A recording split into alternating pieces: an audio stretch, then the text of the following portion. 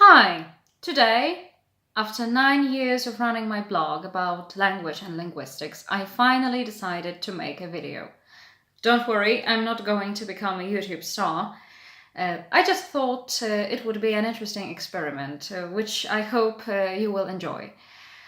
Yesterday I posted some stuff about the origin of a very interesting idiom to curry favor, and since that post was available in Polish only, I thought that I would make a video in English so that my readers who don't speak Polish could learn a few things too.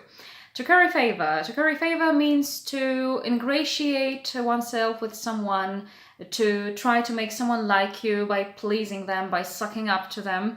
And the first thing I should probably tell you is that there are people who do think that the word curry in this phrase refers to food.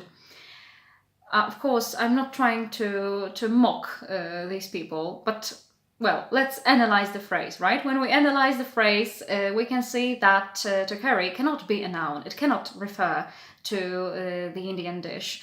It's definitely a verb, right? And then when we open my favorite dictionary, which is the Oxford Dictionary of English, you will see that this verb to curry means two things. First, it can mean to cook curry, and the second meaning is to groom a horse. And that's really surprising to a lot of people.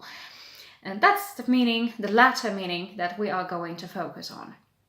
To groom a horse, to curry, comes from the old French verb, which means to get ready.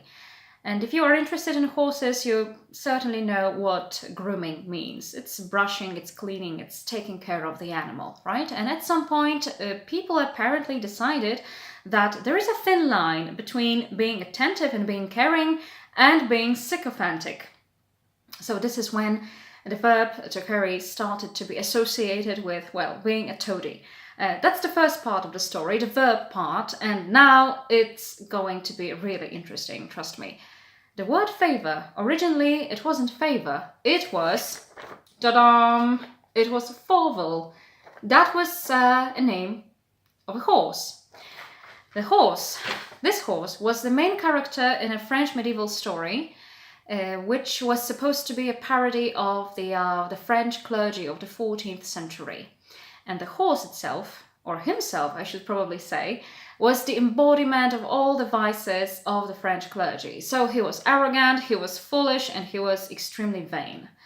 Well, I think that these traits often go together, right?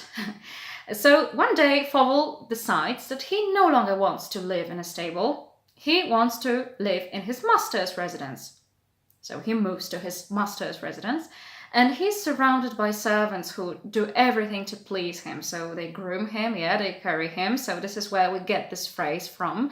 They even invite pilgrims so that they could pay tribute to the horse. So, well, this is what, wow, this really becomes bizarre. But in this context, we can see that to carry Favour, because that was the original phrase, made perfect sense. So what happened? Why did this phrase change into to curry favor? Around the 16th century, so perhaps 200 years after the story was written, and people unfortunately forgot about Favour the horse, they forgot about the story. So when they were encountering this phrase, they were puzzled. They were like, what the hell does that mean? Like to carry Favour? What the hell is this? And they thought that perhaps there was a mistake, and they decided to replace this word.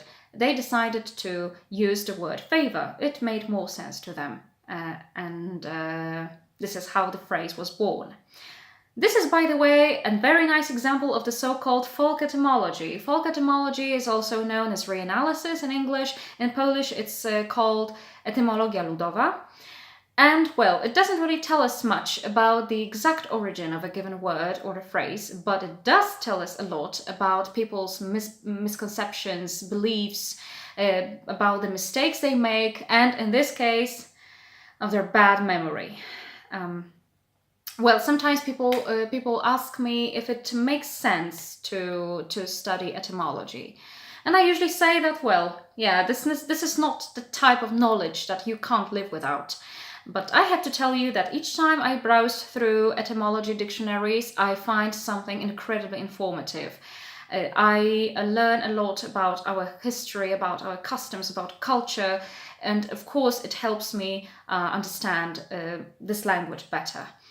I think that you should try to browse through these sources yourself, and I'm pretty sure that you will find something surprising, something that you will really find enjoyable. I hope that you will try it yourself. Actually, that's all I would like to tell you today. I hoped that it was not too long. I hope that you had some fun, because I did.